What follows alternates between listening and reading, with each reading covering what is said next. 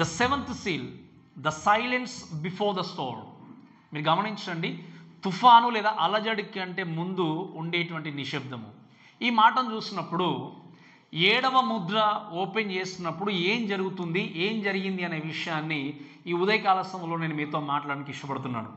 దయచేసి చూడండి, 8వ అధ్యాయం 1వ వచనంలో చూస్తే, ఆయన 7వ ముద్రను విప్పినప్పుడు పరలోకమందు ఇంచుమించు అరగంట సేపు నిశ్శబ్దముగా ఉండెను. అంతటా నేను దేవుని ఎదుట నిలుచు 7 దూతలను చూచి తిని, వారికి 7 బూరలు ఇయ్యబడిన. ఇక్కడ మనం లాస్ట్ వీక్ అంతా కూడా చూసిన మాటలు ఏంటి అంటే, గొప్ప జన సమూహము ఎలా దేవుణ్ణి ఆరాధిస్తూ ఉన్నారు, వారికి దేవుడు ఏర్పాటు చేసినటువంటి డెస్టినేషన్ ఏంటి, అక్కడ ఏ విధంగా ఉన్నారనే విషయాన్ని నేర్చుకుంటూ వచ్చినప్పుడు చివరిగా మనం చూసాం ఏంటి అంటే, దేవుడు ప్రతి ఒక్కరి కళ్ళ నుండి వారి బాష్ప బిందువులను తుడిచివేయును అన్న తర్వాత ఈ 6 ముద్రలు అయిపోయిన తర్వాత చివరి ముద్ర, ఇంకా మీకు అర్థమవుతుంది కదా, 7th seal and the end time ice come. మీరు గమనించండి, ఇంకా చివరిగా అంతము అనేది రాబోతుంది. ఈ 7వ ముద్ర విప్పినప్పుడు 7వ ముద్ర తర్వాత మనం దేవుని యొక్క వాక్యంలో చూసేది ఏంటి అంటే, ఇంకా ఈ 7 ముద్రల తర్వాత చివరిగా దాంట్లోనే 7 బూరలు అనేటువంటి తీర్పులు మనం చూస్తాం. తర్వాత 7 చూసినప్పుడు 7 పాత్రల గురించి కూడా మనం వాక్యం నేర్చుకుంటూ వస్తాం. ఇప్పుడు మీరు గమనించండి, ఇప్పటి వరకు నేర్చుకుంటూ వచ్చినటువంటి విషయాల గురించి మాట్లాడినప్పుడు ఈ పనిష్మెంట్ అంతా మనం విన్నా కూడా అది ఒక ఎత్తు అయితే, ఇప్పుడు రాబోయేది అసలైనటువంటి పనిష్మెంట్. ఇప్పుడు మనం నేర్చుకునే విషయాలన్నీ కూడా ఎంత భయంకరంగా ఉండబోతాయి అంటే, దేవుడు ఆ యొక్క శ్రమల కాలంలో ఎంత భయంకరంగా ఈ యొక్క లోకాన్ని తీర్పు తీర్చబోతున్నాడు అంటే దాన్ని ఊహించడానికి కష్టంగా కూడుకుంది. అటువంటి భయంకరమైనటువంటి తీర్పులని ఈ 7 బూరల ద్వారా, 7 పాత్రల ద్వారా దేవుడు ఏం చేయబోతున్నాడు అంటే లోకానికి తీర్పు తీర్చబోతున్నాడు. కాబట్టి ఈ విషయాలు మనం చూస్తూ ఈ 7వ ముద్ర ఓపెన్ చేసినప్పుడు జరిగిన విషయం ఏంటి అని అనుకున్నప్పుడు మీరు చూడండి, వాక్యంలో చూస్తే మొట్టమొదటి విషయం నేను మీకు ఒక 3 విషయాలు జ్ఞాపకం చేస్తాను ఈరోజు. మొట్టమొదటిది ఏంటి అంటే the silence, supplication and storm. ఈ 3 విషయాలు ఈరోజు నేను మీతో మాట్లాడడానికి ఇష్టపడుతున్నాను. సో తుఫాను లేదా అలజడికి ముందు ఉండేటువంటి నిశ్శబ్దము అనే మాట చూసినప్పుడు వాక్యంలో చూస్తే 7వ ముద్ర ఓపెన్ చేయగానే అక్కడ ఏముంది అంటే పరలోకమందు ఇంచుమించు అరగంట సేపు ఏముంది చెప్పండి? ఎవరు ఓపెన్ చేశారు ఈ ముద్రని? ఎవరు చెప్పండి? ఎవరి చేతిలో ఉన్నది ఆ యొక్క గ్రంథపు చుట్ట? ఎవరి చేతిలో ఉంది? యేసుక్రీస్తు చేతిలో. మనం చూసాం కదా, గొర్రెపిల్ల ఉన్నటువంటి యేసుక్రీస్తు చేతిలో ఉన్నప్పుడు దాన్ని ఓపెన్ చేయడానికి ఎవరికి అర్హత లేదు అని అందరూ కూడా బాధపడినప్పుడు అక్కడ ఉన్నటువంటి పెద్ద చెప్పాడు, ఒక వ్యక్తి ఉన్నాడు, ఆయన ఏం చేయగలడు, ఈ యొక్క ముద్రల్ని ఓపెన్ చేయగలడు అన్నప్పుడు యేసుక్రీస్తు వచ్చి ఒక్కొక్క ముద్ర ఓపెన్ చేసినప్పుడు the last and final seal. So అందుకే చెప్పాను, ద ఎండ్ హ్యాస్ కమ్. ఇక చివరిగా ఒకే ఒక్క ముద్ర మిగిలి ఉంది. ఆ ముద్రను దేవుడు ఏం చేస్తాడు? ఇంకా ఓపెన్ చేస్తాడు. మీరు వినండి, ఒక పుస్తకం అంతా, ఇప్పుడు ఉదాహరణకి మీరు బైబిల్ చదువుతున్నారు అనుకోండి, ఎన్ని పుస్తకాలు ఉన్నాయి బైబిల్లో? 66.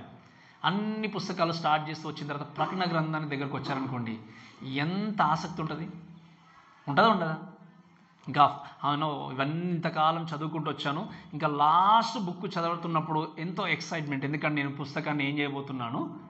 కంప్లీట్ చేయబోతున్నాడు.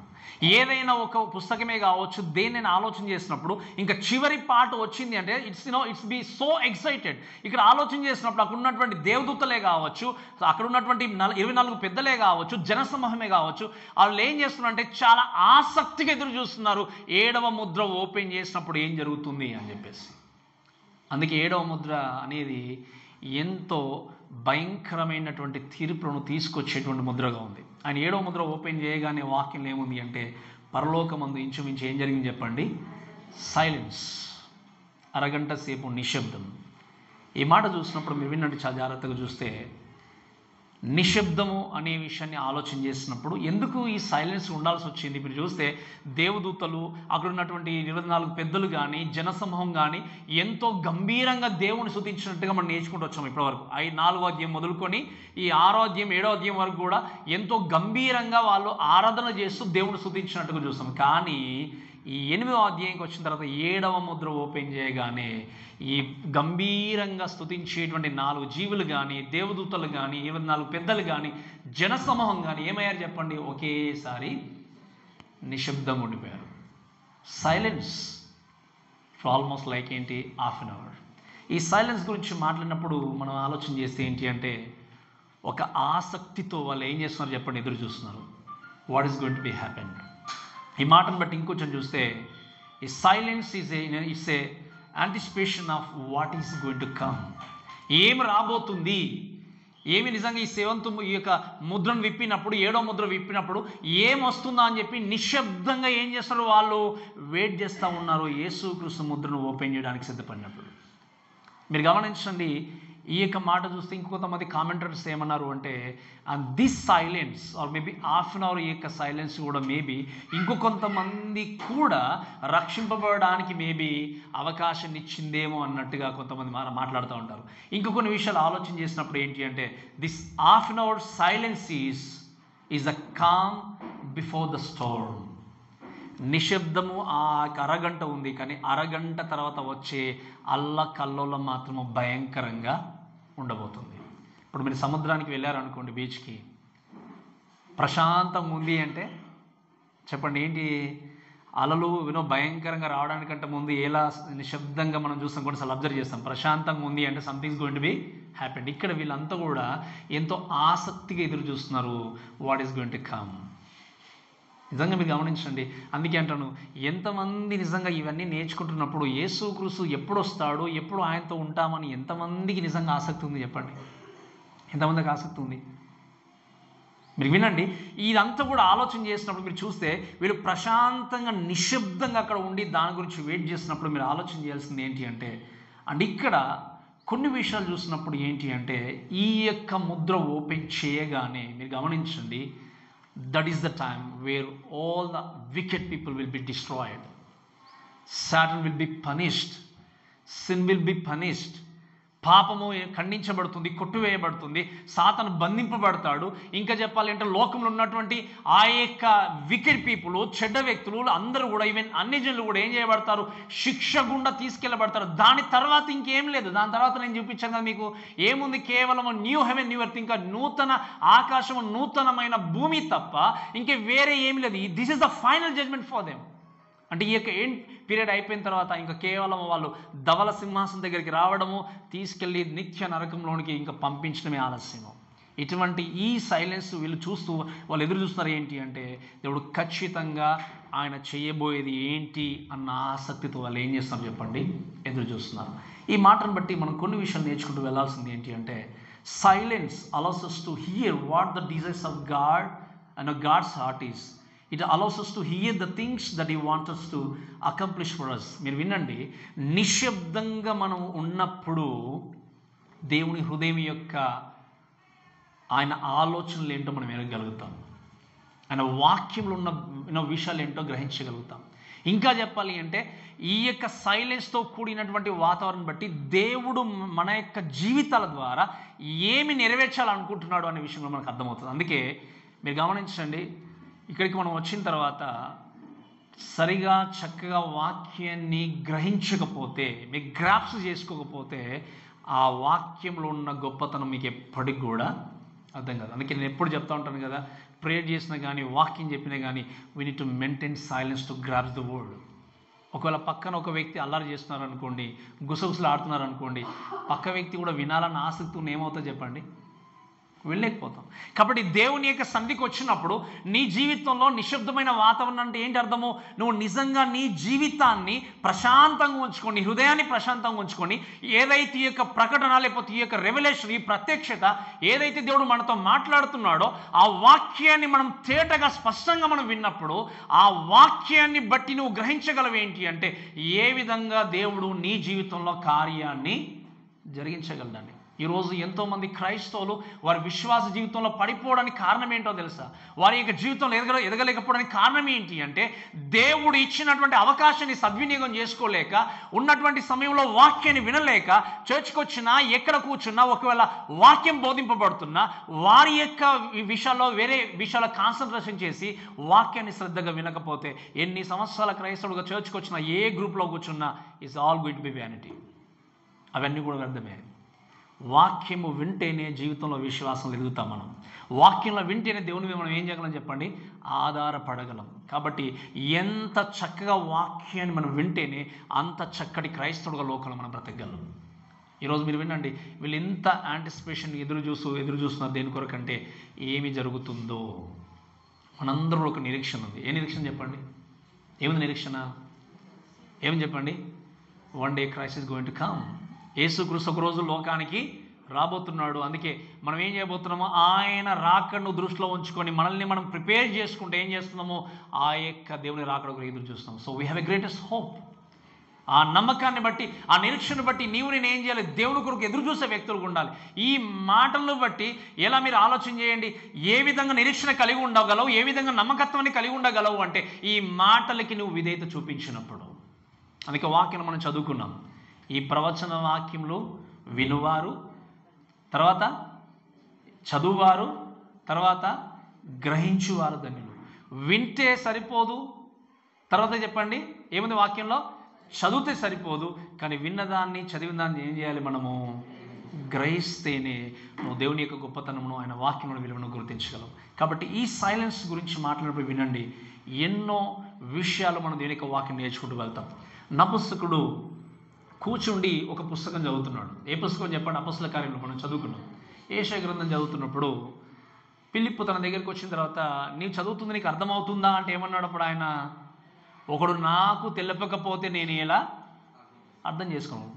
అందుకే ఇప్పుడు నేను అడుగుతున్నాను, ఒకసారి జాగ్రత్త వినండి. ఎంతమంది ఎన్నిసార్లు బైబిల్ చదివారో నాకు తెలియదు ఇక్కడ ఉన్న వాళ్ళు. అట్లీస్ట్ ఒకసారి కంప్లీట్ చేసిన వాళ్ళు ఉన్నారా? One time all Bible. Okay, 1 2 3 hands కనిపించాయి మనకు. So second time third time అనే కావచ్చు. మీరు గమనిస్తే ఒకవేళ ఒక్కసారి కూడా చదవనటువంటి స్థితిలో ఉన్నటువంటి వ్యక్తులంగా ఈ బైబిల్ మనకు తెలుసు అంటే ఎలా ఉంటుంది చెప్పండి? కాబట్టి నీ జీవితంలో మీరు గమనించాల్సింది ఏంటి అంటే, వాక్యము నేర్పింపబడుతున్నప్పుడు, వాక్యం ప్రకటింపబడుతున్నప్పుడు, వాక్యం వెదజల్లబడుతున్నప్పుడు దాన్ని ఏం చేయాలి? జాగ్రత్తగా నువ్వు విని హృదయంలోనికి తీసుకుంటేనే, విశ్వసిస్తేనే, ఈ వాక్యాన్ని అంగీకరిస్తేనే నీ జీవితంలో ఏం చేయగలవు అంటే నువ్వు మారగలవు, నీ బ్రతుకును మార్చుకోగలవు. దేవుని కొరకు ఎన్ని శోధనలు వచ్చినా, కష్టాలు వచ్చినా దేవుని కొరకు ఏం చేయగలవు? ఎదిరి చూడగలవు. ఈరోజు ఉన్నటువంటి మీరు వినండి, మన సంఘం కూడా ప్రశాంతంగా ఉంది, మన చుట్టుపక్కల కూడా ప్రశాంతంగా వాతావరణం ఉంది అంటే we don't know what will happen tomorrow. రేపు ఎలా ఉంటుంది మనకు తెలియదు. క్రైస్తవుడిగా మనం బ్రతుకుతున్నందుకు మన జీవితంలో ఎటువంటి అలజడులు వస్తాయో మనకు తెలియదు. బట్ అలజడులు వచ్చినా, కష్టాలు వచ్చినా, బాధలు వచ్చినా దేవుని కొరకు నిలబడగలడు ఎప్పుడు అంటే ఈ వాక్యం నువ్వు గ్రాప్ చేసినప్పుడు. అందుకే మనం కీర్తనలో వాక్యం నేర్చుకున్నాం. ఈరోజు మనం నేర్చుకున్నప్పుడు ఏంటి? ఒకవేళ నీ బాధల్లో, కష్టాల్లో ఒక వ్యక్తి జీవించినప్పుడు నిజమైన క్రైస్తవుడు అవుతే, బాధలు వచ్చినా, కష్టాలు వచ్చినా ప్రభు మీరే దిక్కు అని చెప్పి దేవుని దగ్గరికి పరిగెత్తాడు. ఒకవేళ నిజమైన క్రైస్తవుడు కాకపోతే ఈ బాధలు, కష్టాలు నాకెందుకు ప్రభు అని చెప్పి దూరంగా పారిపోతాడు. ఈరోజు సమస్యలు వచ్చినా, కష్టాలు వచ్చినా నీ జీవితంలో దేవుని కొరకు నిలబడే వ్యక్తిగా నువ్వు ఎప్పుడు ఉండగలవు అంటే ఈ వాక్యం నువ్వు అర్థం చేసుకున్నప్పుడు. కాబట్టి ఈ యొక్క వాక్యం అటు చూస్తే ఏంటి అంటే ఒక అరగంట సేపు, హాఫ్ అన్ అవర్ సైలెన్స్ అనేది ఉంది. అక్కడ నిశ్శబ్దమైన వాతావరణం ఉంది. ఎవరు కూడా ఒక్క మాట కూడా మాట్లాడలేదు. So they are eagerly waiting to Jesus to open the seal. ఆ యొక్క సీల్ అది ఓపెన్ చేస్తున్న టైంలో నిశ్శబ్దంగా ఏం చేస్తున్నారు చెప్పండి? వాళ్ళు ఎదురు చూస్తున్నట్టుగా చూస్తాం. అంతేకాకుండా ఇంకా వాక్యంలో చూస్తే సెకండ్ థింగ్ గురించి చూసినప్పుడు not only silence, second thing ఏంటంటే సప్లికేషన్. సెకండ్ ఏంటి అంటే మన విజ్ఞాపనే కావచ్చు, ప్రార్థనే కావచ్చు. వర్స్ 2 నుండి చదువుదాం కొన్ని మాటలు చూడండి. అంతటా నేను దేవుని ఎదుట నిలుచు 7 దూతలను చూచి తిని వారికి 7 బూరలు ఇయ్యబడిను. వర్స్ 3 కూడా చదవండి, 3వ వచనం. మరియు సువర్ణ ధూపార్తి చేత పట్టుకొని ఉన్న వేరొక దూత వచ్చి బలిపీఠం ఎదుట నిలవగా సింహాసనం ఎదుట ఉన్న సువర్ణ బలిపీఠం పైన పరిశుద్ధులందరి ప్రార్థనలతో కళ్ళు పుట్టకైంది యొక్క వాక్యం చూస్తున్నాం. ఫస్ట్ ఏంటి? Totally silence. సెకండ్ థింగ్ ఏంటి అంటే ప్రార్థన, లేకపోతే ఒక విన్నపము, రిక్వెస్ట్ లేదా సప్లికేషన్ అనే విషయం చూసినప్పుడు ఈ మాటను ఆయన జ్ఞాపకం చేయడానికంటే ముందు జరిగిన ఇంకొక సంఘటన ఏంటి అంటే అక్కడ 2వ వచనంలో చూస్తే, అంతటా నేను అంటే యోహాను దేవుని ఎదుట నిలుచు 7 దూతలను చూచి తిని వారికి ఏమి ఇవ్వబడ్డాయి చెప్పండి? బూరలు ఇవ్వబడ్డాయి. ఆ 7 బూరల గురించి మనం నెక్స్ట్ వీక్ నుండి డీటెయిల్గా నేర్చుకుంటాం. ఏంటి అంటే ఆ 7 బూరలు దేవుని యొక్క 7 తీర్పులకు సూచనగా ఉన్నాయి. వాటిని మనము నెక్స్ట్ వీక్ నుండి డీటెయిల్గా నేర్చుకుంటాం. అయితే అక్కడ కొన్ని విషయాలను జ్ఞాపకం చేసి ముందుకెళ్తాను. ఇక్కడ ఈ 7 angels stands before the lord are before God, అందే వాళ్ళకి ఏం చేయబడ్డాయి? 7 బూరలు ఇవ్వబడ్డప్పుడు ఈ 7 angels లేకపోతే 7 దేవతల గురించి మాట్లాడినప్పుడు ఏంటి అంటే వీళ్ళు ఒక స్పెషల్ డ్యూటీ వీరికి ఇవ్వబడింది. మీరు ఆలోచన చేస్తే ఏంటి అంటే దేవతల గురించి మాట్లాడినప్పుడు సాతాను దేవుడు అంటే లూసిఫర్ను దేవుడు ఆకాశం నుండి పరలోకం నుండి తోసివేసినప్పుడు దాదాపుగా 3వ వంతు దేవదూతలు సాతానుతో పాటు కిందికి వచ్చేసారు. ఎంతమంది చెప్పండి? 3వ వంతు దేవదూతలు సాతానుతో పాటు కిందికి వచ్చారు. సో ఈ యొక్క దేవదూతల్లో కూడా కొన్ని ర్యాంక్స్ ఉన్నాయి, కొన్ని హోదాలు ఉన్నాయి.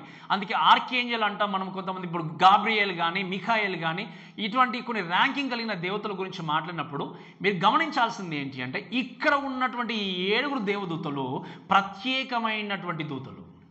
ఈ ప్రత్యేకమైనటువంటి దూతలకి ప్రత్యేకమైన పని ఏమి అప్పగింపబడింది అంటే దేవుడు ఈవెన్ లోకం మీదకి రాబోయేటువంటి తీర్పును గురించి తెలియజేయడానికి 7 బూరలను ఊదేటువంటి బాధ్యతను దేవుడు ఆ యొక్క దూతలకు అప్పగించాడు. ఆ 7 దేవదూతలు అక్కడ ఉండి మీరు గమనించండి, వాళ్ళు ఆ యొక్క బూరలు తీసుకున్నప్పుడు వీటి గురించి మనం ఆలోచన చేసినప్పుడు ఈ బూరల గురించి 2-3 విషయాలు చెప్పి నేను ముందుకెళ్తాను. ఈ బూరల గురించి మాట్లాడినప్పుడు వాక్యంలో మనం గమనిస్తే మనం ప్రత్యేకంగా చూస్తే ఏంటి అంటే యుద్ధము వస్తుంది అని డిక్లేర్ చేయడానికి ఏం చేస్తారు చెప్పండి? బూరలు ఊదుతారు. ఒక వ్యక్తిని రాజుగా ప్రతిష్ఠించడానికి ఏం చేస్తారు చెప్పండి? బూరలు వాడేవాళ్ళు. ఇంకా అంతేకాకుండా చూస్తే ఒక సమాజమును గ్యాదర్ చేయడానికి ఆ రోజు ఆ కాలంలో ఇస్రాయేల్ జనాంగాన్ని గ్యాదర్ చేయాలంటే కూడా ఏం చేసేవారు? ఈ బూరలను వాళ్ళు ఊదేటువంటి వ్యక్తులు. అలా ఏ విధంగా సెలబ్రేషన్స్ కానీ పండగలు కానీ ఇవన్నీ కూడా చేసేవాళ్ళు. ఇక్కడ మీరు గమనిస్తే ఈవెన్ ఓల్డ్ టెస్ట్మెంట్లో మనం చూసినప్పుడు బూర అనే విషయం చూసినప్పుడు ప్రత్యేకంగా గుర్తుకొచ్చేది ఎవరు అంటే మనకు యెహోషువ జ్ఞాపకం వస్తాడు. యెహోషువ యుద్ధాన్ని జరిగించాలని అనుకున్నప్పుడు యెరికో గోడలు కూల్చేయడానికి వాళ్ళు ఏం చేశారు చెప్పండి? ఎన్ని రోజులు తిరిగారు యెరికో గోడల చుట్టూ? 7 days. ఒకరోజు ఎన్నిసార్లు తిరిగారు? ఒకసారి తిరిగారు. అలా ఎన్ని రోజులు తిరిగారు చెప్పండి? 6 days తిరిగిన తర్వాత 7th day ఏం చేశారు? 7th day 7 times తిరుగుతున్నప్పుడు ఎలా తిరిగారు చెప్పండి? వాళ్ళు బూరలు ఊదుతూ 7th day గట్టిగా ఊదినప్పుడు వెంటనే దేవుని యొక్క అద్భుత కార్యం జరిగి అక్కడ ఉన్నటువంటి ఎరుక గోడలు ఏమైపోయాయి? కూల్చివేయబడ్డాయి. నేను మీకు హెబ్రీలకు రాసిన పత్రిక చెప్పినప్పుడు అది ఎంత వెడల్పు ఉంది, దాని యొక్క ఎత్తు ఎంత, అవన్నీ కూడా డీటెయిల్గా మీకు నేర్పించాను. గుర్తుండొచ్చు మీకు కొంతమంది ఏ విధంగా అవి నిర్మించారు ఏంటన్నది కూడా మీకు డీటెయిల్గా నేను నేర్పించాను. అటువంటి బలమైనటువంటి ఆ ఎరుక గోడలు ఏమైపోయాయి చెప్పండి? కూల్చివేయబడ్డాయి. అలానే మన వాక్యంలో మనం గమనించి చూస్తే న్యూ టెస్టమెంట్ బిలీవర్స్గా మీరు గమనించండి, యేసుక్రీస్తు మధ్యాకాశానికి వచ్చినప్పుడు ఆర్కేంజల్ ఏం చేస్తాడు చెప్పండి? బూర ఊదుతాడు. ఆ బూర ఊదినప్పుడు కేవలం ఒక్క ప్రదేశం మాత్రమే కాదు, ప్రపంచమంతా సౌండ్ వినిపిస్తుంది. ఒకసారి 1 తెస్సలోనికీ రాసిన పత్రిక దయచేసి చదవండి. 4వ అధ్యాయం 16వ వచనం చదవండి. 1 తెస్సలోనికీ రాసిన పత్రిక 4వ అధ్యాయం 16 నుండి చదివిన కొన్ని విషయాలు.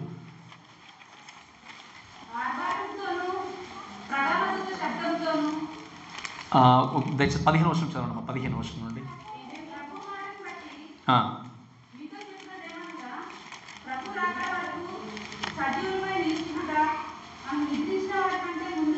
రైట్, ఇది 16వ వచనం చూస్తే ఆర్భాటముతోనూ ప్రధాన దూత ఏంటంటే చెప్పండి? ప్రధాన దూత శబ్దముతోనూ దేవుని ఏం చేస్తాడు చెప్పండి? ప్రధాన దూత గట్టిగా శబ్దం చేయబోతున్నాడు. అది దేవుని యొక్క బూర. ఆ యొక్క ఏంజలు లేకపోతే ఆ యొక్క దేవుని దూత గట్టిగా బూర ఊదినప్పుడు కేవలము ఒక్క ప్లేస్లో కాదు, ప్రపంచమంతా వినిపిస్తుంది. చెప్పండి ఆ సౌండ్ ఎక్కడ చెప్పండి? ప్రపంచమంతా వినిపిస్తుంది. దాని అర్థం ఏంటి అంటే యేసుక్రీస్తు మధ్యాకాశానికి వచ్చాడు. ఆ బూర వినబడగానే జరిగేది ఏంటో తెలుసా? యేసు క్రీస్తును హృదయపూర్వకంగా విశ్వసించిన వ్యక్తి వెంటనే వాక్యంలో ఏముంది, ట్వింక్లింగ్ ఆఫ్ ఎన్ ఐ అంటాం మనం. అంటే కనురెప్ప మూసి తెరిచే లోపల ఏమవుతుంది చెప్పండి, మనము ఎత్తబడతాం. ఎంత ఎంత చక్కటి కైండ్ ఆఫ్ డే ఆలోచన చేయండి. ఆ మాట అది వింటేనే లైక్ ఒక సంతోషం ఉంది. మనం ఉందా లేదా చెప్పండి, మీకు ఎంతమందికి ఉందా లేదా చెప్పండి. ఆ మాట వింటేనే, దాని గురించి ఆలోచన చేస్తేనే what a beautiful day day that will be. ఒక్కసారి యేసు క్రీస్తు మధ్య ఆకాశానికి రాగానే, బూర ఊదగానే కన్ను రెప్ప మూసి తెరిసే లోపల యేసు క్రీస్తుని అంగీకరించిన వ్యక్తులందరూ కూడా వెంటనే ఏమవుతారు, ఎత్తబడతారు. చర్చిలో ఎంతమంది ఎత్తబడతారో మనకు తెలియదు. కొంతమంది పక్కన ఇంట్లో ఉండి కలిసి భోజనం చేస్తున్నారేమో, ఒకరు ఎత్తబడవచ్చు, ఒకరు వదిలేయబడవచ్చు. ప్రయాణం చేసిన వాళ్ళు ఒకవేళ కొంత సగం మంది ఉండొచ్చు, సగం మంది ఎత్తబడవచ్చు. We don't no. ఎప్పుడు ఈ విధంగా ఎక్కడ ఉన్నా కూడా, ప్రయాణం చేస్తున్నా, పడుకున్నా, ఎక్కడ ఉన్నా కూడా, అనారోగ్యంతో ఎక్కడ ఉన్నా కూడా క్రీస్తును రక్షకుడిగా అంగీకరించిన ప్రతి వ్యక్తి ఏమవుతారో చెప్పండి, ఎత్తబడతారు. ఇది ఎప్పుడు జరుగుతుంది, ఎప్పుడు జరుగుతుంది చెప్పండి. ఇది ఎప్పుడు ఊదపడుతుంది బూరా? సరే, దేవుడి రాకడ వచ్చినప్పుడు. ఎప్పుడు జరుగుతుంది దేవుడి రాకడ? ఎప్పుడు వస్తుంది? మధ్యాకాశానికి ఎప్పుడు వస్తున్నాడు యేసుక్రీస్తు? గట్టిగా చెప్పాలి, ఎప్పుడు వస్తున్నాడు? వీ డోంట్ నో, మనకు తెలియదు. అందుకే నేను ఎప్పుడు ఏమంటాను, get ready, be prepared yourself to meet your Jesus. ఎప్పుడు జరుగుతుందో మనకు తెలియదు కాబట్టి అందుకే మిమ్మల్ని ఎప్పుడు కూడా ప్రిక్ చేస్తూ ఉంటాను. ఎందుకంటే get ready yourself, get ready yourself. ఎందుకంటే we don't know when God is going to come back. యేసుక్రీస్తు ఎప్పుడు లోకానికి వస్తాడో మనకి తెలియదు. కాబట్టి ఏం చేయాలి, మనము ప్రిపేర్ అయి ఉన్నప్పుడు ఆ బూర వినబడగానే ఏం చేస్తాము, మధ్య ఆకాశం వెళ్ళిపోవడానికి సిద్ధపడుతూ ఉంటాం. కాబట్టి వినండి, ఈ బూరలన్నీ కూడా ఈ విధంగా ఉన్నా కూడా ఓల్డ్ టెస్ట్మెంట్లో, బట్ ఇక్కడ ఈ మాట వీరికి ఏమైనా బూరల గురించి మాట్లాడినప్పుడు ఏంటి అంటే, they talks about God's judgement. పాత నిబంధనలో రాజులకు చేయడానికి బూరలు ఊదొచ్చు, పండగలు జరుపుకోవడానికి బూరలు ఊదొచ్చు. కానీ ఇక్కడ చూసేది ఏంటి అంటే, దేవుని యొక్క తీర్పు రావడానికంటే ముందు ఏం జరుగుతుందని చెప్పండి, ఈ బూరలు ఊదబడతాయి. కాబట్టి వీటి గురించి మనం నెక్స్ట్ వీక్ డీటెయిల్గా నేర్చుకుంటూ వెళ్ళిపోతాం. అయితే ఈ మాటను బట్టి మనం కొన్ని విషయాలు చూసేది ఏంటి అంటే, ద టెరిఫైయింగ్ జడ్జిమెంట్ అంటాం. అంటే భయంకరమైనటువంటి తీర్పు అనేది లోకములోనికి దేవుడు తీసుకురావడానికంటే ముందు 7 తీర్పుల ద్వారా ఏం చెబుతున్నాడు చూడ చెప్పండి.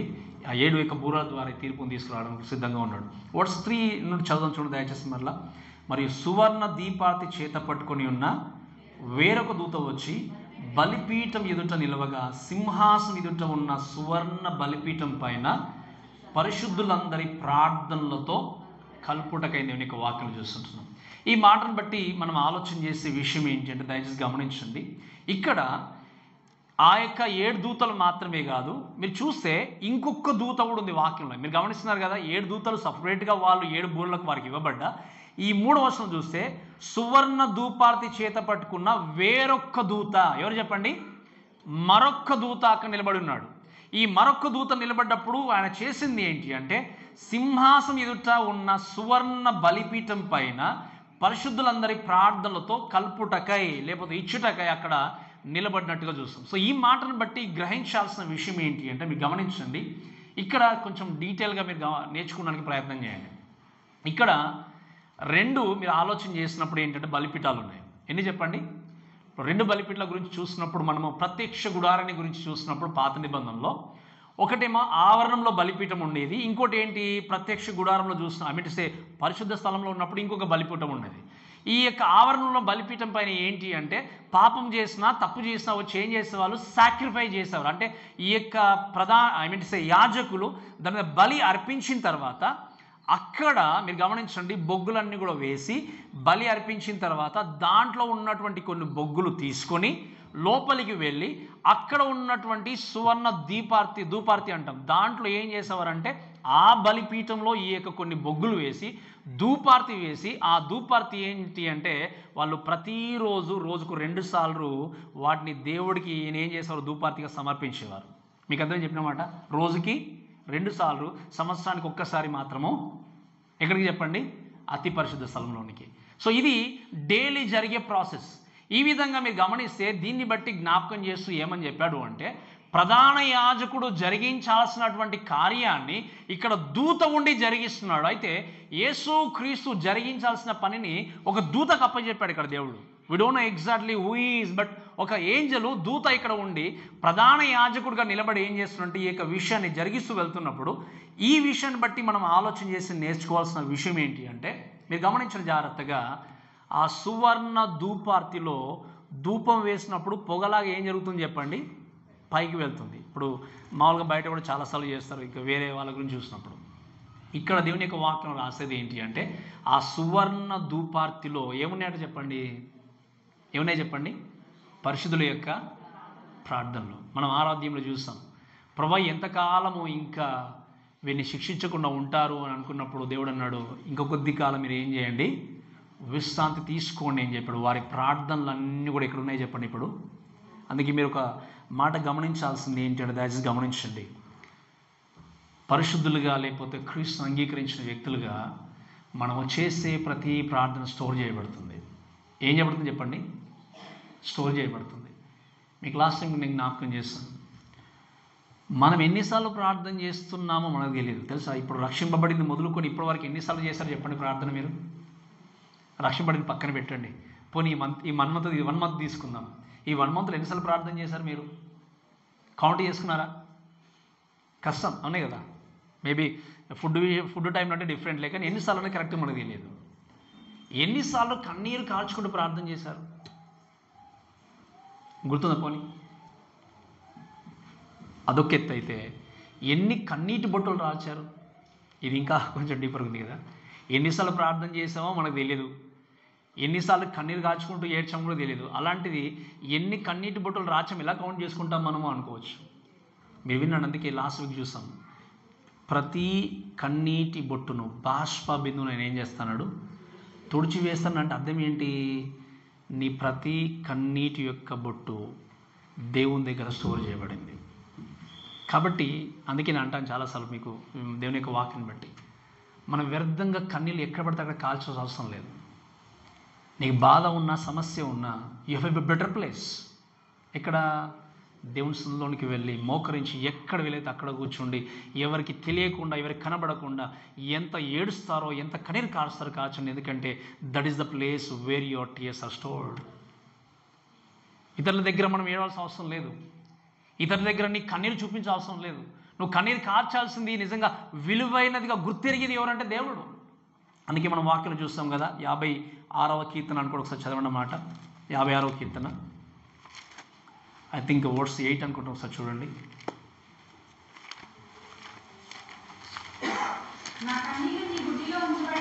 రైట్, నా కన్నీళ్ళు ఇక్కడ ఏమైంది, నా సంచారం నువ్వు లెక్కించి ఉన్నావు, నా కన్నీళ్ళు ఏంటట బుడ్డిలో ఉంచబడి ఉన్నవి, అవి నీ కవిలలో ఏమన్నాడు చెప్పండి ఇక్కడ భక్తుడు.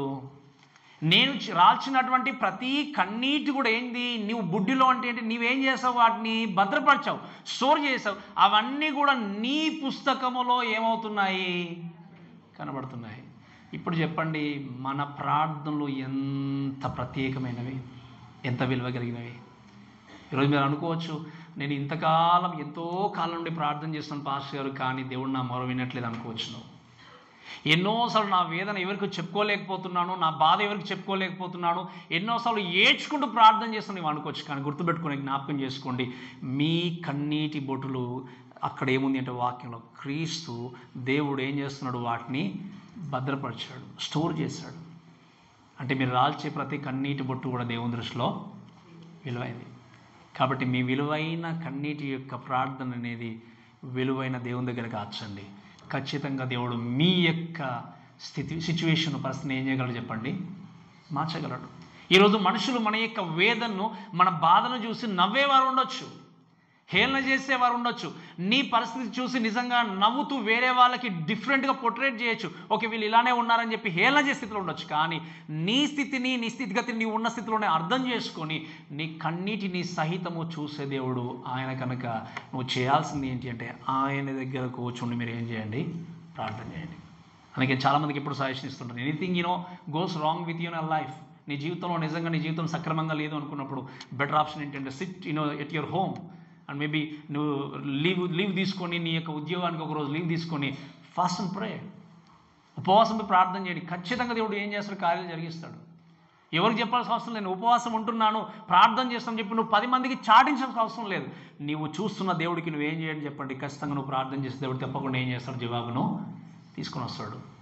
ద ప్రాబ్లం ఏంటి అంటే we don't pray much these days.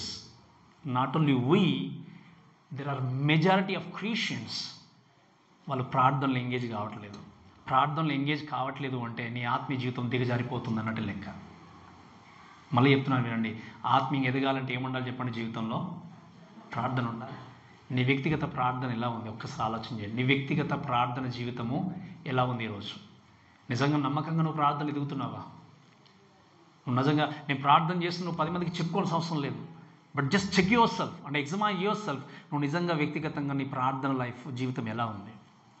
ప్రతిరోజు దేవునితో నమ్మకంగా జీవిస్తున్నావా? ప్రార్థన జీవితంలో ఎన్నైనా మనం చేయొచ్చు. ఈ వాక్యం మీద ప్రకటింపబడాలి అంటే ఎంతోమంది ప్రార్థన చేస్తున్నారు నా గురించి. అలానే నేను I should pray before I should preach the word. ప్రార్థన లేకుండా ఏది కూడా సాధ్యపడదు. ఆ రోజు అపొస్తలుడైన పౌలు వాక్యం చెప్పడానికి వెళ్ళినప్పుడు ఆయన వెనకాల ఎన్నో వందల మంది ప్రార్థన చేశారు. ఆ ప్రార్థనలు తను ఏం చేశారు? సక్సెస్ఫుల్గా మినిస్ట్రీలో ముందుకు తీసుకెళ్ళాయి. ఈరోజు మీ వ్యక్తిగత ప్రార్థన జీవితం ఎలా ఉంది? ప్రార్థన అనేది లేకపోతే నీ జీవితంలో దేవునితో నీ జీవితాన్ని నిర్మించుకోలేవు. అందుకే నేను ఒక డెఫినేషన్ ఇచ్చాను, గుర్తుంది కదా మీకు? ఏంటి చెప్పండి? ప్రార్థన అంటే ఏంటి? జీవము గల దేవునితో జీవం గల వ్యక్తి మాట్లాడమే ప్రార్థన. As long as you're living here on this earth should pray to your God. నువ్వు నిజంగా బ్రతికి ఉన్నాను అని అనుకున్నట్టయితే సజీవుడు ఉన్న దేవుడికి నువ్వేం చేయాలి? ప్రార్థన చేయాలి. కాబట్టి ఈ విషయాలను కూడా జ్ఞాపకం చేసుకుంటే ఇంకా మరి చూడండి, దేవుని యొక్క వాక్యంలో కొన్ని విషయాలు చెప్తాను. ఏంటి అంటే prayer is not means of getting God to what we desire, but what God desire for us. మీరు వినండి, ప్రార్థన అంటే ఏంటి అంటే ప్రతిసారి నాకు ఇది కావాలి కావాలి కావాలి అని అడగడం కాదు. ప్రార్థన అంటే దేవుడు మన పట్ల ఏమి ఆశ కలిగి ఉన్నాడు అది నెరవేర్చబడడం కూడా ప్రార్థన ద్వారా మనం పోరాడవచ్చు. అందుకే చక్కగా నేను జ్ఞాపకం చేస్తాను. ఒక స్త్రీ, లాస్ట్ టైం చెప్పాను మీకు, ఒక స్త్రీ ప్రతిరోజు ప్రార్థనలో పోరాడుతూ ఉంది ఒక కొన్ని విషయాలను బట్టి. ఎన్ని రోజులు ప్రార్థన చేసినా కూడా ప్రార్థనకు జవాబు అనేది రావట్లేదు. తన చుట్టూ ఉన్న వారికి కూడా అర్థమవుతుంది ఈమె ఇంతగా ప్రార్థనలో పోరాడుతుంది కానీ తన సమస్య తీరట్లేదు. ఈవెన్ తను కూడా విసుగు చెందిపోయింది. కొన్నిసార్లు అనుకుంది ఏంటి అనుకున్నప్పుడు దేవుడితో మాట్లాడుతూ వెళ్తున్నప్పుడు ఒకరోజు నిజంగా ప్రార్థన ద్వారా నీవు పొందుకున్నది ఏంటి అని ప్రశ్న అడిగినప్పుడు తనకు అర్థమైంది ఏంటంటే తన స్లోగా ఆన్సర్ ఏమని చెప్పింది అంటే, ప్రార్థన ఇన్ని రోజులు చేయడం ద్వారా నా లోపల ఉన్న గర్వం పోయింది, నా లోపల ఉన్నటువంటి కోపం పోయింది, నా లోపల ఉన్నటువంటి అసూయ తొలగిపోయింది, నా లోపల ఉన్నటువంటి మోసపూరితమైన ఆలోచనలు, చెడు తలంపులు ఏమైపోయాయి? ఇవి పొందుకోవడం కదా. ఎక్కడ ఏ షాప్లోకి వెళ్ళి మన యొక్క మోసముతో ఉన్నదాన్ని సరిచేయని ఏ షాప్కి వెళ్తాం చెప్పండి? ఏ మెడిసిన్ వాడతాం చెప్పండి? మోసం పోవాలి అంటే జ్వరం వచ్చింది అంటే ఒక ట్యాబ్లెట్ వేసుకుంటాం. నీ లోపల ఉన్న అక్రమము, అన్యాయము, మోసపూరితమైన ఆలోచనలు, అబద్ధం నుండి బయటపడాలి అంటే ఏ మెడిసిన్ చెప్పండి? ఎక్కడుంది మెడిసిన్? ప్రార్థన మాత్రమే. మీరు అనుకోవచ్చు ఈరోజు మీరు ఎంతో కాలంగా ప్రార్థన చేస్తున్నారేమో కొన్ని విషయాలు బట్టి. But check yourself. నువ్వు నిజంగా దేవునితో ప్రార్థన కలిగి ఉండి ముందుకు వెళ్తే నీ జీవితం మార్చబడుతుంది. ఇదివరకు ఆయనతో ఉన్నటువంటి సంబంధం అనేది మార్చబడుతుంది. కొన్నిసార్లు మాత్రమే ఆయనతో మాట్లాడే వ్యక్తివేమో, లేదా నీ యొక్క సహవాసం అనేది ఆయనతో ఉండేటువంటి ఆ యొక్క సహవాసము అనేది ఒకరు చక్కగా లేదేమో, నువ్వు ప్రార్థన జీవితంలో బలపరుచుకున్నావేమో. ఇవన్నీ మనకు కలిగి ఉండి ముందుకెళ్ళి. ఎందుకంటే ఆ రోజు వినండి, ఆదమవ్వ పాపం చేసినప్పుడు the first thing they last ఏంటో తెలుసా? They last the relationship with God. వాళ్ళు ఏం చేశారు చెప్పండి? వాళ్ళు కోల్పోయింది మొట్టమొదటిగా ఏంటి అంటే సంబంధాన్ని కోల్పోయారు. ఆ సంబంధం మనకి రెస్టోర్ కావాలి అంటే క్రీస్తు లోకానికి వచ్చి మన పక్షాన తన ప్రాణాన్ని అర్పించి ఏం చేశాడు చెప్పండి? మనకు బదులుగా ప్రాణాన్ని పెట్టి తిరిగి లేచేయమన్నాడు. ఆయన ద్వారా మన అందరము కూడా మళ్ళీ దేవునితో ఏం చేయబడుతున్నాము? కనెక్ట్ చేయబడుతున్నాం, సంబంధాన్ని కలుపుకుంటాం. అది ఎప్పుడు జరుగుతుంది చెప్పండి? నువ్వు రక్షకుడైనటువంటి క్రీస్తుని విశ్వసించినప్పుడు. కాబట్టి ఈ మాటలు బట్టి ఒక్కసారి మీరు దయచేసి గమనించండి. ఇక్కడ వాక్యాలు చూస్తే ఏముంది? దయచేసి చూడండి. సువర్ణ బలిపీఠం పైన పరిశుద్ధులందరి ప్రార్థనలతో కలుపుటకై ఏంటంటే అతనికి బహు ధూపద్రవ్యములు ఇయ్యబడిను.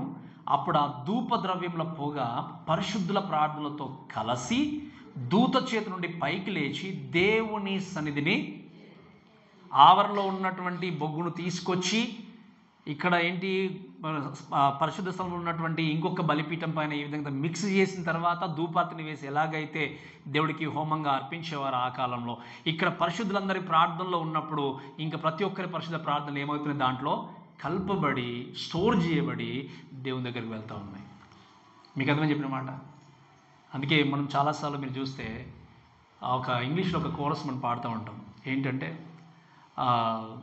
The prayers go up, the blessings comes down అని పాడతాం కొన్నిసార్లు. మీకు తెలుసు అనుకుంటే ఈ chorus, the prayers goes up, the blessings comes down. But here ఇక్కడ ఏంటో తెలుసా, the prayers goes up, the judgment will come down.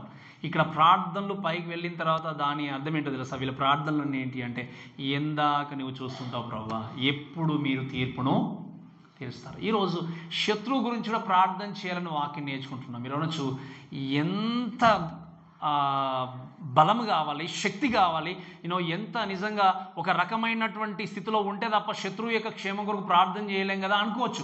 ఎంత కోపం ఉన్న దిగమింగుకొని ఎలా ప్రార్థన చేయగలం, మీకు క్వశ్చన్ రావచ్చు. వినండి, పగ తీర్చుట ఎక్కడ, ఇవే జడ్జ్మెంట్ రాబోతున్నాయి. నువ్వు నేను చేసే వారి క్షేమం కోసం ప్రార్థన చేసినప్పుడు, నీ కొరకు అన్యాయంగా జీవించి అక్రమంగా ఎవరైనా చేసినా కూడా, అన్ని జనుల లోకంలో ఉన్నా కూడా, వారందరికీ తీర్పు అనేది ఒక రోజు ఉంటుంది. ఆ తీర్పు నుండి ఎవరు కూడా తప్పించలేరు. కాబట్టి ఇక్కడ గమనించాల్సింది ఏంటి అంటే, ప్రతి ఒక్కరి పరిశుద్ధుల యొక్క ప్రార్థనలన్నీ కూడా goes up to call Jesus to come down. యేసు క్రీస్తు లోకానికి వచ్చి తీర్పు తీర్చడానికి వీళ్ళు ఏం చేస్తాం చెప్పండి, ప్రార్థనలు చేస్తున్నట్టుగా చూస్తాం. కాబట్టి ఈ మాటలన్నీ కూడా మనము గమనిస్తూ దయచేసి ఒకసారి మన జీవితాన్ని ఒకసారి పరీక్షించుకుంటూ ముందుకు వెళ్దాం. మరొకసారి జ్ఞాపకం చేసేది ఏంటి అంటే, నీ ప్రార్థన అనేది ఎప్పుడు వ్యర్థంగా పోవట్లేదు. రోజుకి హాఫ్ అన్ అవర్ చేస్తావా, ఒక 10 నిమిషాలు చేస్తావా, ఏదైనా కానీ మన జీవితంలో మన యొక్క హెల్త్ కోసమే కావచ్చు, మన కుటుంబం కోసం కావచ్చు, ఎంత ఆరాటపడి పరిగెత్తామో ఫిజికల్గా. నేను ఒక ప్రశ్న ఇస్తున్నాను, దయచేసి జాగ్రత్త వినండి. ఈ ఆరాటములో నీ ఆత్మీయ జీవితమైన క్షేమం కొరకు ఎంత ఆరాటపడుతున్నావు ప్రతిరోజు? నా కుటుంబం బాగుండాలి, నా ఆరోగ్యం బాగుండాలి, నా పిల్లలు బాగుండాలి, నా యొక్క జాబ్ అంతా బాగుండాలని ఆరాటపడడంలో న్యాయం ఉంది. That's correct. You should worry about those things. అంటే I means not worry, but you think about those things. వాటి గురించి నువ్వు ఆలోచించాలి కదా. దాంతోపాటు నీ ఆత్మీయ స్థితి గురించి ఎంతగా నువ్వు ఆలోచన చేస్తున్నావు. ఇన్ని సంవత్సరాలు అయింది మీరు దేవుణ్ణి అంగీకరించి. I don't know, maybe 1 year, 2 years, 10 years, 15 years, 30 years, 40 years, నాకు తెలియదు. ఇన్ని సంవత్సరాల మీ క్రైస్తవ జీవితంలో మీ ఆత్మీయ స్థితి ఎలా ఉంది? ఈరోజు మన చుట్టూ ఉన్నటువంటి వారు రక్షింపబడకపోవడానికి కారణము మనమే కావచ్చు, మీరే కావచ్చు. మీ కుటుంబం దేవుని దగ్గరికి రాకుండా మీ యొక్క జీవితమే వారికి అడ్డుబండ ఉందేమో. మీ యొక్క పొరుగునున్న వారు దేవుని యొక్క స్థితికి రాకుండా మీ జీవితం అడ్డుబండ ఉందేమో. ఈయన ప్రతిరోజు చర్చికి వెళ్తాడు ప్రతి సండే, కానీ ఈయనలాగా ఎవరు మాట్లాడరు బూతులు అనుకుంటే వాళ్ళని చర్చికి వస్తారు. ఈయన ప్రతిసారి చర్చికి వెళ్తాడు కానీ ఈయనలాగా అక్రమం ఎవరు చేయరు అనుకుంటే వాళ్ళని చర్చికి వస్తారు. ఈయన ప్రతిసారి ప్రార్థనకి వెళ్తాడు కానీ ఈయనలాగా గర్వించే వ్యక్తి ఎవరు లేరు అనుకుంటే వాళ్ళని చర్చికి వస్తారు. Should be make clear self. నీ జీవితాన్ని సరి చేసుకుంటూ ఎగ్జాంపులర్గా నీ జీవితాన్ని ఏం నువ్వు కొనసాగిస్తూ ముందుకు వెళ్ళాలి. ఒక్కసారి నీ వ్యక్తిగతమైన ప్రార్థన జీవితాన్ని నువ్వు దయచేసి జ్ఞాపకం. అందుకే నేను చెప్తాను చాలాసార్లు, you are responsible for your spiritual growth. నీ ఆత్మీయ జీవితానికి నీవే బాధ్యుడు. ఈరోజు నీ ఆత్మీయ జీవితాన్ని చెక్ చేసుకోవడం దయచేసి ముందుకు. చివరికి ఇంకొక మాట చెప్పి నేను ముగిస్తాను చూడండి. ద లాస్ట్ థింగ్ ఏంటంటే స్టోర్మ్. ఇది అలజడి లేదా తుఫాన్ విషయం చూసినప్పుడు అదే 5వ వచనంలో చూస్తే, ఆ దూత ధూపార్తిని తీసుకొని బలిపీఠం పైన నిప్పులతో దాన్ని నింపి భూమి మీద పడవేయగా ఉరుములు, ధ్వనులు, మెరుపులు, భూకంపము. ఏంటంటే చెప్పండి, ఎంతసేపు సైలెన్స్ ఉంది అక్కడ? అరగంట. నేను చెప్పాను, తుఫాను అలజడి కంటే ముందు నిశ్శబ్దం ఉన్నప్పుడు వెంటనే ఏం జరుగుతుంది చెప్పండి. మళ్ళీ అక్కడ వాక్యం చూస్తే ఆ దూత ఆ ధూపార్తిని తీసుకొని ఏం చేస్తాడు, బలిపీఠం మీద ఉన్న నిప్పులతో ఏం చేస్తాడు, దాన్ని నింపి, మీరు గమనించండి, ప్రార్థనతో నింపిన తర్వాత భూమి మీద ఏం చేస్తాడు, వాటిని పడవేయగా ఏం జరిగింది? ఉరుములు, ధ్వనులు, మెరుపులు, భూకంపము. వీటి గురించి మనము 6వ అధ్యాయంలో చక్కగా నేర్చుకుంటూ వచ్చాం. మెరుపులు, భూకంపాలు, ధ్వనుల గురించి మనం నేర్చుకుంటూ వచ్చాం. సైలెన్స్. బట్ ఇప్పుడు ఏం జరిగింది? భయంకరమైన స్టోర్మ్, ఆ సౌండ్. అంతే కదా. నిశ్శబ్దంగా ఉన్న వాతావరణం ఏమైపోతుంది చెప్పండి, ఒకేసారి అలజడితో కూడుకుంది. భయంకరమైన ఉరుములు మెరుపులు అక్కడ ఉండి వాక్యంలో చూస్తే కలిగినట్టుగా దేవుని యొక్క వాక్యం చూస్తుంది. కాబట్టి ఇక్కడ మీరు గమనించాల్సింది ఏంటంటే it's a divine fire Storm. అంటే మీరు ఆలోచన చేసేది ఏంటి అంటే దేవుడు ఇచ్చేటువంటి పనిష్మెంట్ ఇది, మనుషులు ఇచ్చేది కాదు. అంత్యక్రీస్తు కొద్ది వరకే కష్టపడవచ్చు, కొద్ది వరకే బాధపడవచ్చు, కానీ దేవుడు స్టార్ట్ చేశాడు అనుకోని పనిష్మెంట్ ఎలా ఉంటుందో మనం నెక్స్ట్ వీక్ నుండి నేర్చుకుంటూ వస్తాం. అందుకే వాక్యం ఒక మాట ఉంది, జీవము గల దేవుని చేతిలో పడుట భయంకరమైనది. వాక్యంలో ఏముంది చెప్పండి, మనుషుల చేతిలో పడట ఓకే, కానీ జీవము గల దేవుని చేతిలో పడట భయంకరము. ఎవరికి భయంకరము? క్రీస్తును అంగీకరించినటువంటి వ్యక్తికి. కాబట్టి ఈ మాటలన్నీ కూడా గమనిస్తూ మనం ముందుకు వెళ్ళాల్సింది ఏంటి అంటే ఈ ఫైర్ లేకపోతే ఈ యొక్క మెరుపులు నిప్పు అనేది ఏంటి అంటే దేవుని యొక్క తీర్పుతో ఇది కలిసినట్టుగా మనం చూస్తాం. కాబట్టి ఈ యొక్క 7వ ముద్ర అనేది ఏంటి అంటే it's a direct response to the prayers of God's people. వీళ్ళు చేసిన ప్రార్థనలకి దేవుడు ఏం చేయబోతున్నాడు? జవాబు తీసుకొచ్చాడు. ఎలాగ చెప్పండి? భయంకరమైనటువంటి తీర్పుల ద్వారా. కాబట్టి ఇవన్నీ కూడా మనం ఆలోచన చేసి దయచేసి గమనించండి. మోస్ట్ ఆఫ్ ద టైం మనం ఆలోచన చేసినప్పుడు నీ జీవితంలో నీ యొక్క సిచ్యువేషన్లో నువ్వు ముందుకు వెళ్తున్నప్పుడు ఎవరైనా మిమ్మల్ని మిస్ట్రీట్ చేసినా కూడా, ఒకవేళ మీరు శ్రమల గుండా కష్టాల గుండా వెళ్ళినా కూడా మీరు గమనించండి, బైబిల్లో వాక్యంలో మనం గమనిస్తే ఎంతోమంది వ్యక్తులు, ఎంతోమంది ప్రజలు ఏం చేశారు అంటే వాళ్ళ జీవితంలో ఎవరైనా వారిని అవమానాల గుండా తీసుకెళ్ళినా, బాధల గుండా తీసుకెళ్ళినా, వీరి కష్టాల్లో ఉన్నా కూడా వాళ్ళు చేసింది ఏంటి అంటే they turn to God's help. అంతేగాని వాళ్ళ శక్తి చేత, వాళ్ళ బలం చేత ప్రాబ్లమ్ని సాల్వ్ చేసుకుందామని చూడలేదు. మీకు అర్థమని చెప్పిన మాట, వారికి ఉన్నటువంటి బలము చేత, శక్తి చేత నేను సమస్యను తీర్చుకోగలను అనుకున్న వాళ్ళు ఏం చేస్తారు? వాళ్ళ కష్టంలో ఉన్న, బాధలో ఉన్న దేవుని వైపు తిరిగారు. కాబట్టి మీరు వీళ్ళు గమనించండి, దేవుడు పిలుస్తున్నాడు మనల్ని. మా దేవునితో ఏ విధంగా మాట్లాడగలం అంటే ప్రార్థనతో, ఆయనతో మనం మాట్లాడుతూ ముందుకెళ్ళగలం. అందుకే ఒక మాట చదవండి దయచేసి, ఇంకా నేను ముగిస్తాను. రోమిలకు రాసిన పత్రిక 10వ అధ్యాయం 13వ వచనం చదవండి. రోమిలకు రాసిన పత్రిక 10వ అధ్యాయం 13వ వచనం.